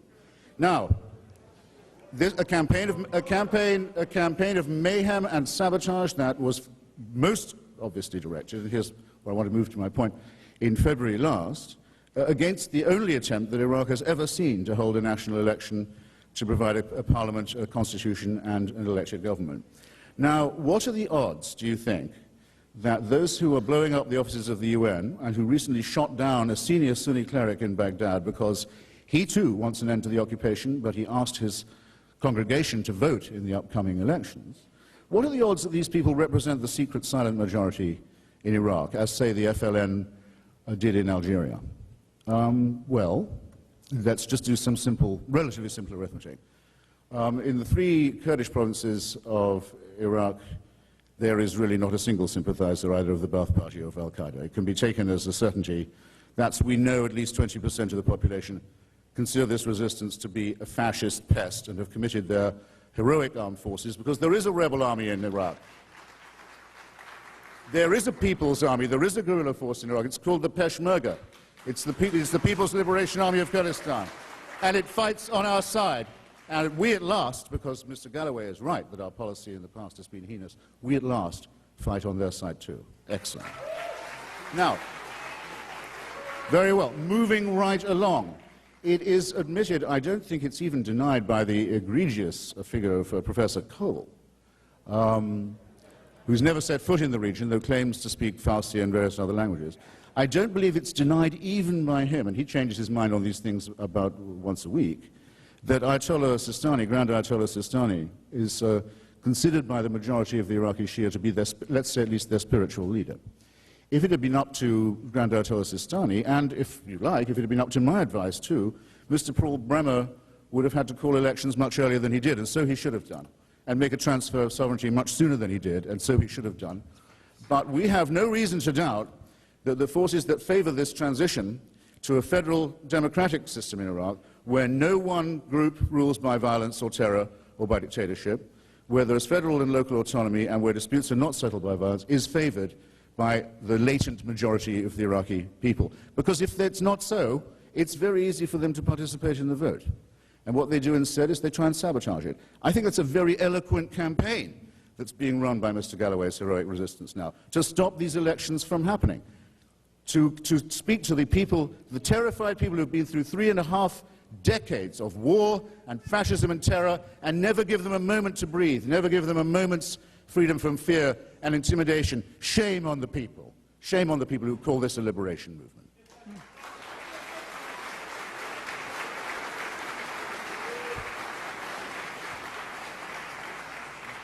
Christopher Hitchens, what about the costs of this war at home? I've just come from New Orleans. Across the political spectrum, you're hearing more and more dissent and criticism of what's happening in Iraq because of what didn't happen in New Orleans, the lack of National Guard in Mississippi and Louisiana, the weapons, rather the vehicles that were needed that weren't there. So 2 questions on that. What about the cost here at home with the Hurricane Katrina and the lack of response? And if we see clearly, because the reporters are unembedded here, the troops weren't in New Orleans and they really presented the pictures. If we see clearly the way the U.S. responded here in terms of rebuilding or not, what makes you think the U.S. is any better in Iraq? Well, I would caution people from adopting a zero-sum mentality in this respect. I had the opportunity to speak with a close associate of Lieutenant General Steve Blum some time ago, who said that he had, before the situation became as dire as it did, had been able to call up the Secretary of Defense and say, I have 200,000 troops, you can have any time. But the question is, where's the order going to come from? The President can't, as you know, Amy, cannot order American troops into action in a State of the Union. He has to be asked by the governor for this to happen. And the governor has to admit, well, I'm sorry, it's in the Constitution. It is in the Constitution. Unless you want into Iraq. Unless you want to invoke the Insurrection Act, which hasn't been, I think, invoked since the Civil War. So the fact of the matter is there were more than enough soldiers. They just weren't given the orders in time, and that's a matter of future. But as soon as they made their appearance, didn't everything start to look a lot better? Aren't you proud of General Honoré? Are you not proud that a man born into segregation and discrimination is leading really hard, professional, tough, generous, brave men and women in uniform for the recovery of New Orleans, and all the time has a son in Fallujah, and seems to think he can manage both? I think it's hugely to the credit of the United States Armed Forces that they would consider it ignoble to abandon their commitments in Sada City and in Halabja and elsewhere. Ignoble and parochial and provincial. Now, Mr. Galloway came a little near the knuckle a moment ago and decided to overlook it. He said what I said was bordering on racist. I really feel I'm entitled to ask him to withdraw that imputation. I think that's an opprobrious thing to say, but I will have to add that for people to start pumping out propaganda before the bodies had even been uncovered in New Orleans, saying, and to make points, demagogic often, saying they wouldn't be dead if they weren't black, about people who haven't been identified yet, whose parents don't know where they are. And to say this wouldn't have happened if we weren't wasting money on Arabs, that is an appeal to the most base provincial, isolationist and chauvinist mentality.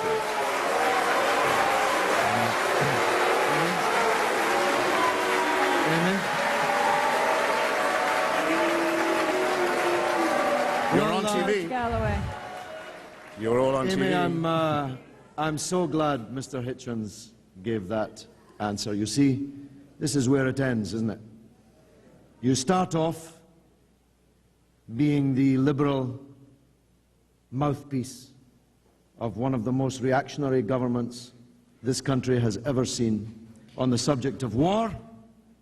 You say you've got your own liberal reasons for doing so, and you end up an apologist and a mouthpiece for those miserable, malevolent incompetents who couldn't even pick up the bodies of their own citizens in New Orleans in the aftermath of a hurricane.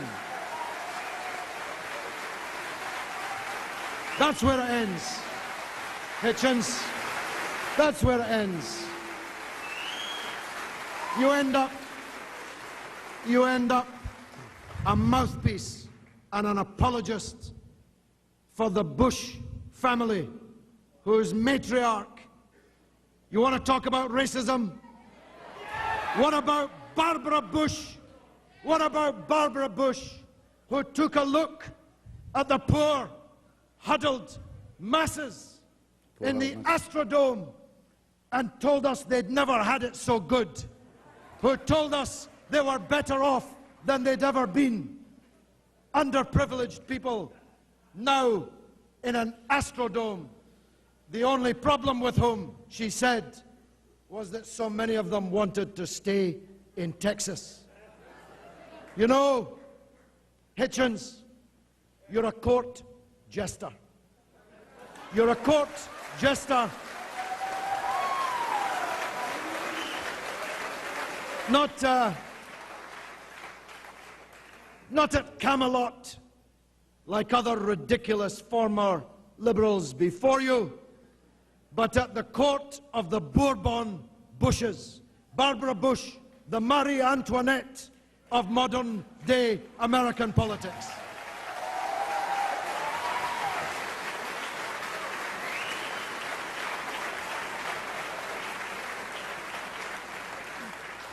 Well, I think I have to say a quick word, Amy, if I may. I mean, this is all good knockabout stuff, but I must say Mrs. Bush Senior does remind me of, I think it was Lady Diana Cooper, who was once stopped outside Claridge's Hotel in London as she was waiting under the umbrella for the Daimler to be brought round after a ball. Ragged man approached her and said, "Ma'am," he said, "I haven't eaten for 3 days." She said, "Well, you're very foolish then. You must try. If necessary, you must force yourself, if necessary." It's called a tumbril remark in some circles. Yes, I don't know where the Marie Antoinette cake shop was in the Astrodome, but if you notice, I didn't say that I defended the President's record on this, and I've written very critically about it already for all of you to read in Slate magazine. What I will not have said is that we should go to a refugee woman in Biloxi and say to her, "Do you realize the Arabs have stolen the money that should have come to you?" And we have no right to put the poor against each other in that way and to betray our internationalism, and we have no right whatever to insult the tremendous performance of the United States Armed Forces once they were put into action. And I will add one more thing. The 82nd Airborne and the 1st Air Cavalry, so far from being distracted by Iraq, have learned in Iraq matters of civil reconstruction, water distribution, purification, culture, that have been extremely useful to them in New Orleans. I would advise you not to jeer these men and women while you're being televised, ladies and gentlemen. I would advise you not to do it. The shame is yours, I'm awfully sorry. I meant to have said that before, in any case. Yes, and we will bring Sada City back too, and we will rebuild Halabja. Yes, we will. And not only that, the Army Corps of Engineers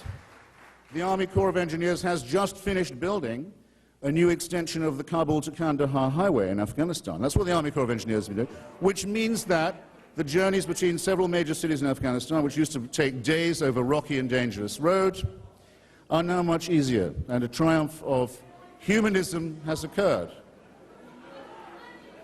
If I was a less patient person, I would get the impression that someone was trying to shut me up here. Don't even think about it. What I say doesn't require your endorsement and isn't drowned by your zoo noises, because I'm on C-SPAN now, and all they can hear is you baying. They can make me out all right, so Just give it up, okay? Simmer down. Or let me put it like this, it takes a bit more than that.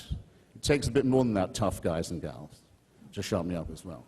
Now, you might, the word warlord is quite often used when we discuss Afghanistan, which is a country we haven't talked about enough, whereas I say the Taliban would still be in power if the anti-war movement's advice had been heeded.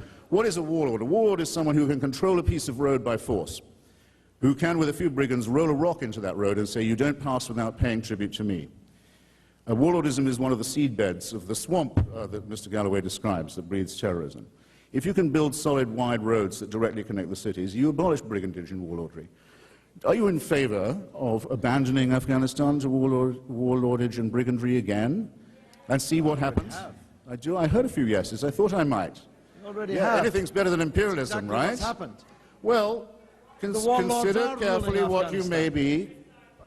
Consider carefully what you may be demanding. I think it is a most excellent use of our Army Corps of Engineers to help liberate Afghanistan and its neighbors from that kind of tyranny. I also think, perhaps it would be ignoble to add this, it is not without a dimension that involves our own self-interest, because we do indeed know the swamp from which the enemy first came, and this is what it means to drain it. That and swatting the mosquitoes, I'll have to add. Killing them, in other words, poisoning them, putting them down. Knowing an enemy when we see one, treating an enemy like an enemy, recognizing that we have a deadly foe, not surrendering at the invitation of a courtier of sadists. I'm not a member of the Bush entourage. I've never appeared on a public platform with a dictator. I never have and I never will. I couldn't face you if I had that on my record. It must be some sordid kind of displaced guilt that makes Mr. Galloway want to throw out accusations like this. I've never done that. And to come fresh from embracing these blood-stained bastards and to say to you, it's your fault that these people hate you, is more than we should be expected to take. Well, before you each give your closing 5 minutes, I wanted to ask each of you, Christopher Hitchens, and then I'll ask you a question about the media, George Galloway. But Christopher Hitchens, as you've changed your views over time, do you feel that the media is friendlier to you? I'm just trying to think. No, I was a columnist for, say, Vanity Fair, which is, I think, where most of my readers follow my stuff, before I resigned from The Nation, for example, and I didn't, as it were, get that job by quitting The Nation. I have a feeling I know the imputation of what you're saying, but I think I probably wouldn't be the best judge in my own cause. I can see the editor of The Nation magazine sitting in the front row. I feel fairly confident that if you asked him, he would not say that I left the Nation in order to improve my salary prospects. But, and I frankly think that's a bit of a waste of a question. But if...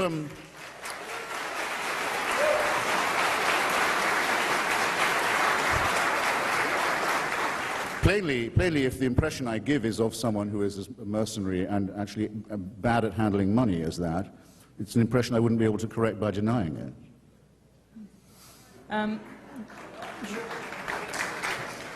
That was a bit of a waste of an answer.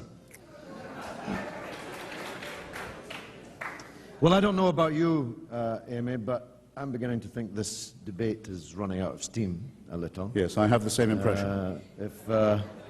If Mr. Hitchens agrees, it might be that we should begin to think about winding it up without further ado. I see some of the audience are leaving. The hour is late, and I think we've generated about as much light as we're going to, and as much heat as we ought to.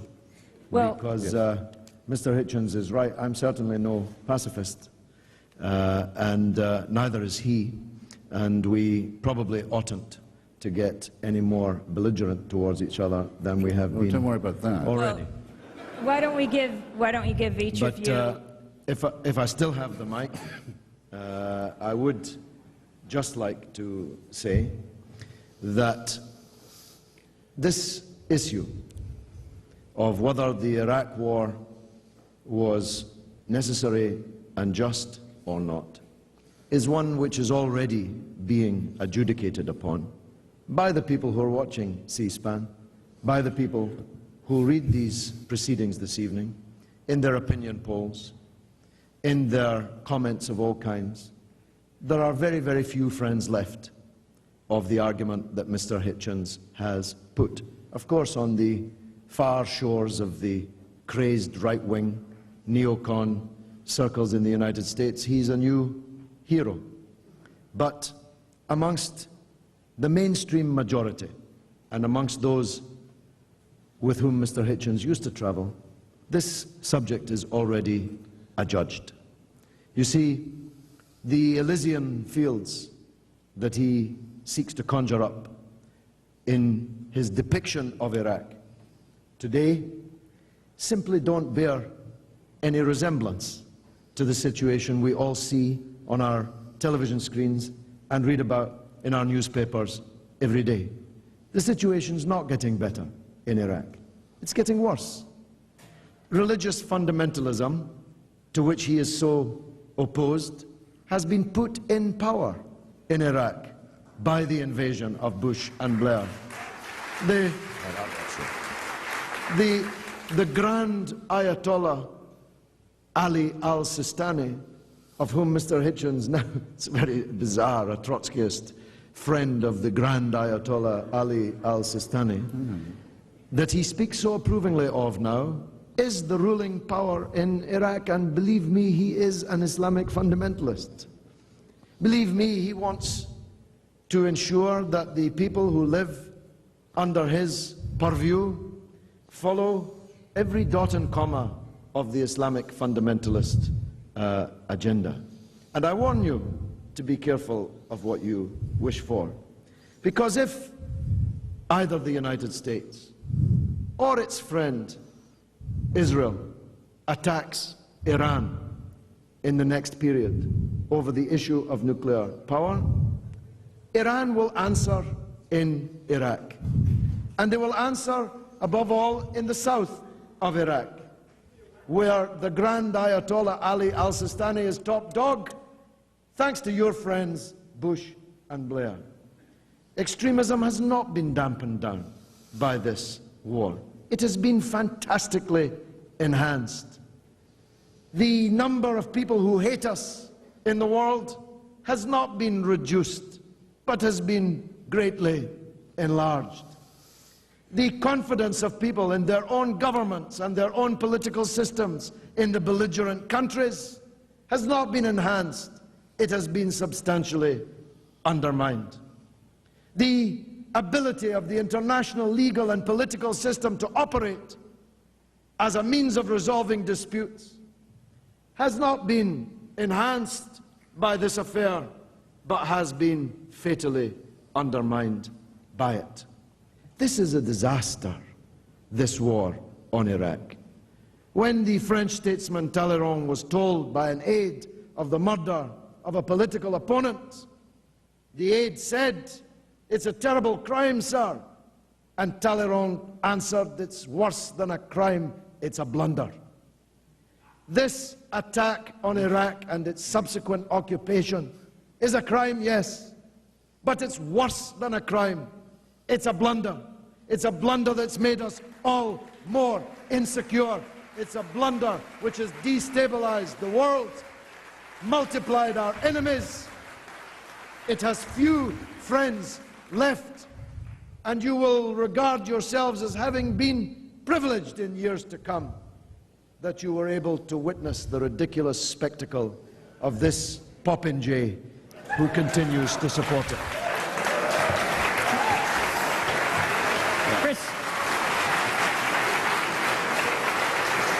Christopher Hitchens, the final 5 minutes. Well, I do share Mr. Galloway's feeling that our debate or our exchange may have passed the point of being pointful. I can't object to being called a popinjay, since the principal definition is that of a target for archery and shot, which I dare say I've brought upon myself, and certainly feel I've well earned in Mr. Galloway's case, I'll just have to say, since even from the chair there was a question, as it were, about my motive in this, that I think I can describe it fairly simply. And it was rather fairly put, in fact, by my great antagonist, Harold Meyerson, the editor of the American Prospect, in a recent article. He said Mr. Hitchens' motivation for being involved in this appears to be his old friendship and solidarity with the secular Iraqi Kurdish left forces. I thought, well, that's nice, because just for once someone has got right how it was that I made some new friends. Didn't lose the old ones unless they wanted to desert me.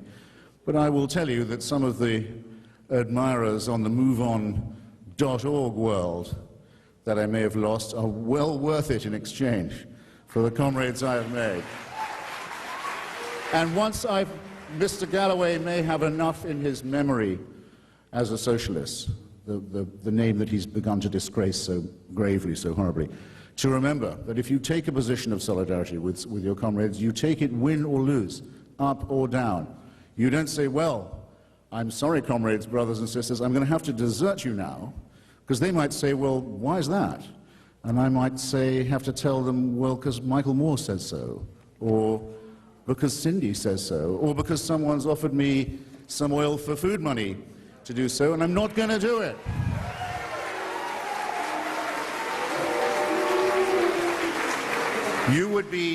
You would have more to be proud of, ladies and gentlemen, if you could, after tonight, point to something that you had done to help build up the new Iraq. Point to something that you were doing to help the Iraqi women's organizations, who indeed do have to combat fundamentalism.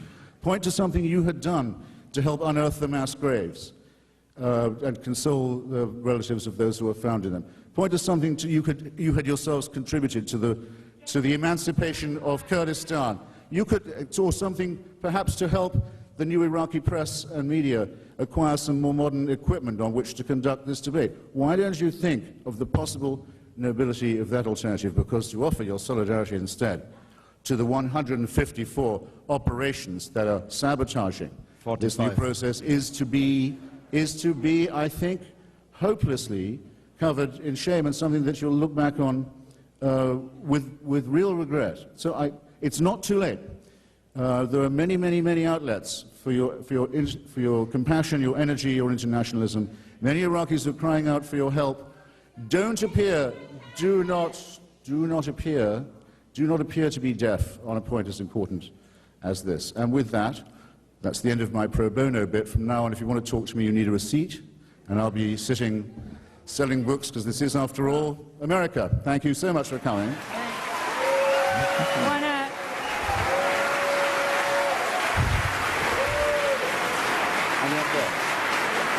Thank you very much for coming out tonight. George Galloway will be signing copies of Mr. Galloway Goes to Washington.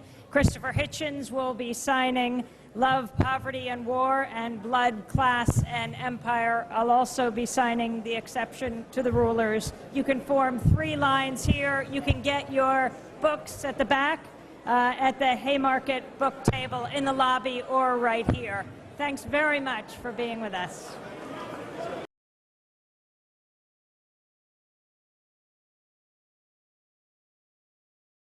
MD, nukes are us, with a line stretching all the way from North Korea to the Iraqi envoys who, in March 2003, as the coalition was preparing to intervene, were negotiating in Damascus with the envoys of Kim Jong-il to buy North Korean missiles off the shelf. And people say Iraq and WMD can't be mentioned in the same breath. Now, not everything about this can be attributed to the intervention, but it's noticeable, I think, that Colonel Gaddafi did not, when he wanted to capitulate, go to Mr. Kofi Annan, for example, or that great statesman, Mr. Jacques Chirac, a man so corrupt, as said of Mr. D'Alembert, I think, in Sentimental Education, so corrupt he would willingly have paid for the pleasure of selling himself. Nor to Gerhard Schroeder, the rump figure of what was once a proud German social democracy. No, he came to Mr. Blair and to Mr. Bush and says, I'm out of this game now, and you can analyze everything I've got. That's not nothing, ladies and gentlemen, and it's a step towards disarmament and non-proliferation into the bargain.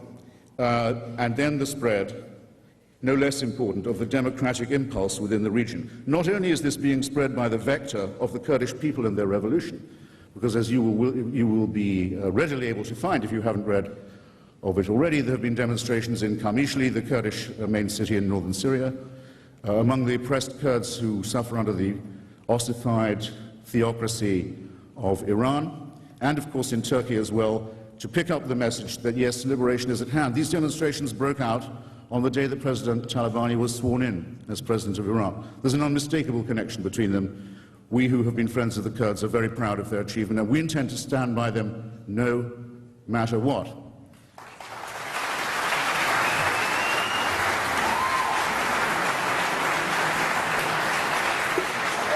I will add that the moral leader of the Egyptian democracy movement, the man who has begun to break open the argument in Egypt, and who suffered a long period of imprisonment during this time and was written to by Nelson Mandela as Egypt's equivalent, has told me, and for quotation, that in his opinion, this new mood in the region would be unthinkable if it was not for the removal of the single worst tyrant who is present there. That's not nothing, as in point of testimony.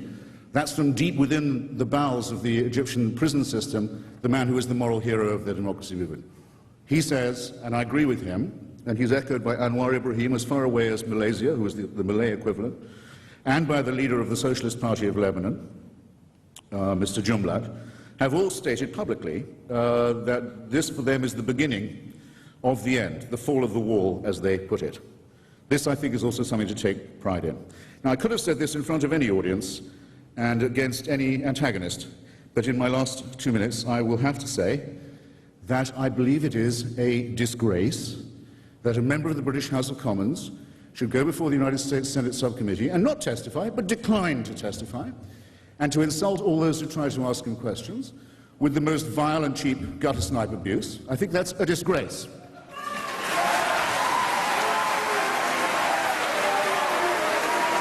And I've got 1 minute. I've got 1 minute. And it is worse than a disgrace. If you... That's not coming out of my time. If you knew how you looked and sounded, comrades, when you do that,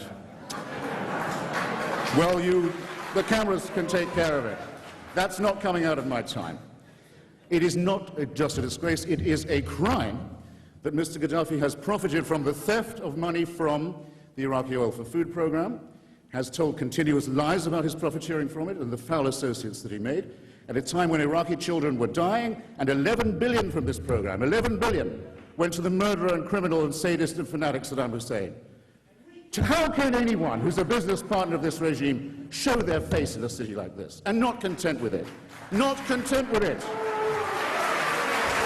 Not content with it. He turns up in Damascus. The man's search for a tyrannical fatherland never ends. The Soviet Union's let him down. Albania's gone. The Red Army's out of Afghanistan and Czechoslovakia. The hunt persists.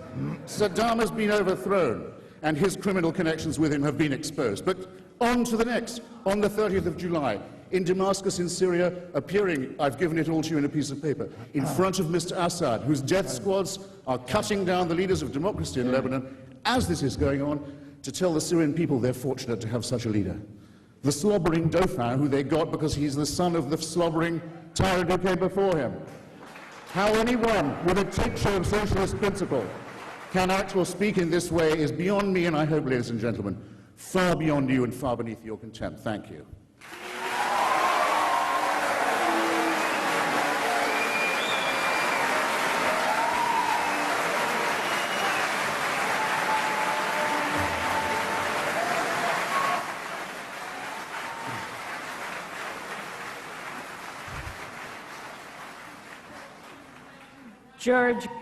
George Galloway, your response. Well, Chair, ladies and gentlemen, slobbering was the note that Mr. Hitchens chose to end on. I'm not sure that was wise. Bring it on. But I want to begin by praising Mr. Hitchens. In Dundee, my home city, at the annual delegate meeting of the National Union of Journalists 25 years ago, the same Mr. Hitchens made a speech in which he praised me and the City Council for what he described as its brave act of twinning the city of Dundee with the Palestinian city of Nablus. Okay. Will you let me know when I've got 3 minutes, say? Positive results, ladies and gentlemen, brothers and sisters. A man who planned and ordered and supervised and took delight in genocide and torture and aggression and the occupation of 2 neighboring states and the massacres of their people is in jail now and will follow Slobodan Milosevic and Augusto Pinochet into the dock quite soon. I know there are some people here who don't take delight in this, but I will say that I do, that it's a long overdue justice, a long overdue act of justice and mercy. A constitution, a federal democratic constitution, is being debated now as we speak with the printing of 5 million copies of a provisional document, debated on 6 television channels, 6, and perhaps as many as 100 newspapers, in a country where 3 years ago it was death, not just for you but for your family, to possess a satellite dish or to attempt to distribute a leaflet. Death for you and your family, and not a quick one either. Does anyone not agree that this is a night and day difference? I invite them to say if they don't.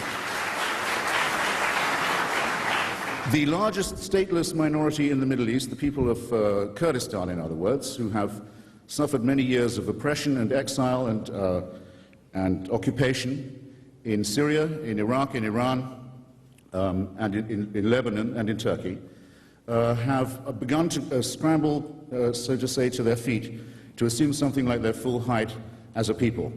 Even before the intervention, they were producing an autonomy, a democracy, a self-determination of their own in the provinces of northern Iraq, which, when I saw them last, were a landscape of desolation and depravity.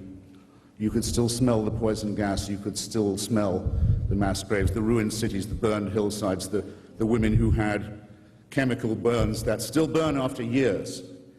Out of this, the Kurds have begun to build and help other Iraqis build when they could have been chauvinistic. They could have been xenophobic. They could have said, enough with Iraq. We're through with it. We're leaving. Instead, accepted their internationalist responsibilities.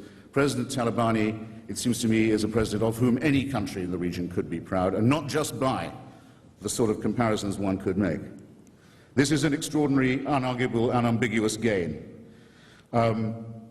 The disarmament of Libya, the capitulation of Colonel Gaddafi, his abandonment of his covert arsenal of weapons of mass destruction, and the walking back of the evidence that he gave us, because we all have it now, thank you, sir, in Oak Ridge, Tennessee, which I think is the right place for it, on analysis was able to disclose to us that the provenance of much of this illegal weaponry was the AQ Khan network in Pakistan, a kind of Walmart for W, a dangerous one. I will argue that the war was both just and necessary. I think one could separate perhaps the two concepts. Iraq had lost its sovereignty as far as a state can do under international law. There are 4 conditions under which a state may be deemed or said to have sacrificed its sovereignty.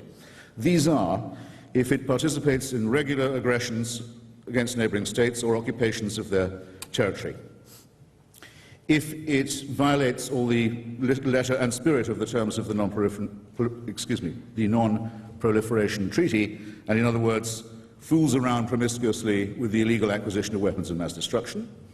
Third, if it should violate the Genocide Convention, the signatories to which are obliged, without further notice, to act either to prevent or to punish genocide. And fourth, if it plays host to international gangsters, nihilists, terrorists and jihadists. Iraq met all these 4 conditions repeatedly and demonstrated its willingness to repeat them on many occasions.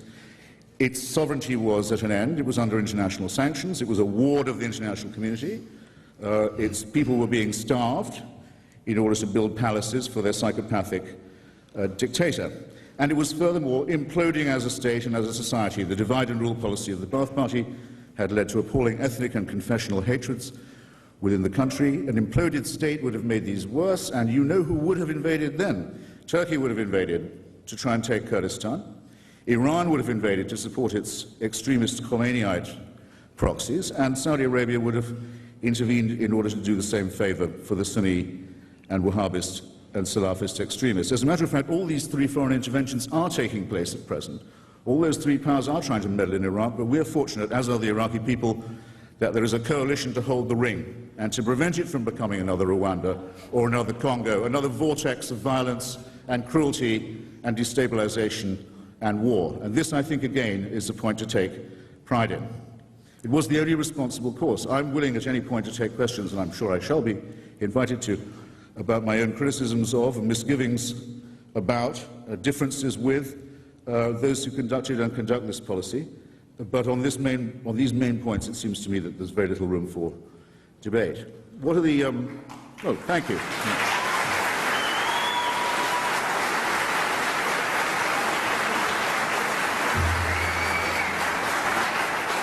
Now, we know, and we make no secret of the extraordinary difficulties that have attended this I think, very noble and risky and worthwhile enterprise.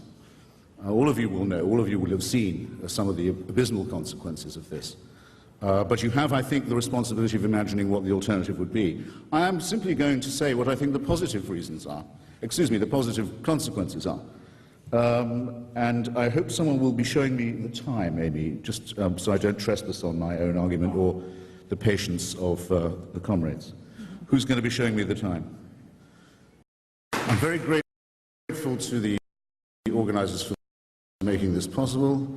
I consider it a great distinction to stand on the podium at Baruch College, named for the great Bernard Baruch, who first in 1946 proposed that weapons of mass destruction be placed under international inspection and control. I'm grateful to the audience also for giving me the chance to revisit my misspent Trotskyist days, dishing out a leaflet in steaming heat on the street outside. It made me feel and look, I hope, much younger. And we're also, of course, on this side of the House here to share with Mr. Galloway the ambition that his views and his record be much better known than they are. And most of you, I hope, will have the leaflet that details this, and those of you who don't, and those of you who are watching or joining us from other audiences can go to hitchensweb.com and download the whole lot, and I hope they will, and share it. An impression, I think, ladies and gentlemen, has been allowed to form and perhaps even to coagulate and to congeal that it is only those of us who support the regime change, the revolutionary change in Iraq, who have any explaining to do. I think that assumption needs to be countered from the very beginning. If you examine the record of the so-called anti-war movement in this country and imagine what would have happened had its counsel been listened to over the last 15 and more years, you would have a world in which the following would be the case. Saddam Hussein would be the owner and occupier of Kuwait. He would have succeeded in the annexation, not merely the invasion, but the abolition of an Arab and Muslim state that was a member of the Arab League and of the United Nations. And with these resources, as we now know, because he lost that war, he was attempting to equip himself with the most terrifying arsenal that it was possible for him to lay his hands on. That's one consequence of anti-war politics. That's what would have happened. In the meanwhile, Slobodan Milosevic would have made Bosnia part of a greater Serbia, and Kosovo would have been ethnically cleansed and also annexed. The Taliban would be still in power in Afghanistan if the anti-war movement had been listened to, and Al-Qaeda would still be their guests. And Saddam Hussein, with his crime family, would still be privately holding ownership over a terrorized people in a state that's been most aptly described as a concentration camp above ground and a mass grave underneath it. Now, if I had that record politically, I would be extremely modest. I wouldn't be demanding explanations from those of us who said it's about time that we stop this continual capitulation to dictatorship, to racism, to aggression, and to totalitarian ideology, that we will not allow to be repeated in Iraq, the failures in Rwanda and in Bosnia and in Afghanistan and elsewhere. And we take pride in having taken that position, and we take pride in our Iraqi and Kurdish friends who are conducting this struggle, on our behalves, I should say. What did it mean to accept this responsibility? We knew it was a weighty one, and we knew it was a